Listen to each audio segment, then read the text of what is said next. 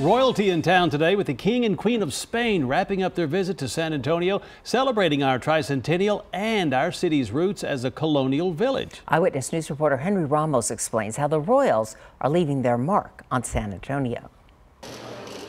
Some never-before-seen artwork in the U.S. is right here in San Antonio.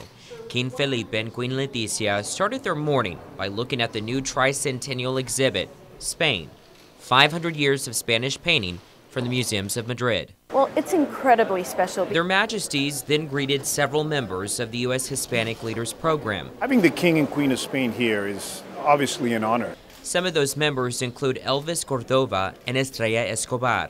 It's allowed us to, one, learn more about our heritage from Spain, learn about the culture, and learn about the industry and our counterparts in Spain, and a lot of the times being the bridge between those companies and companies in the United States.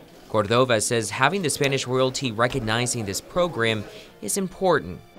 Given the time and period right now where Latinos are not always looked on in the best light, how do we really pull from different resources and shine the brightest light that we can in our community?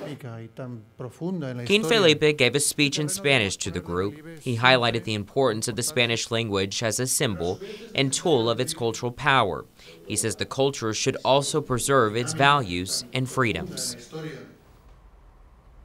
The new exhibit at the San Antonio Museum of Art will open to the public on Saturday and will run until September.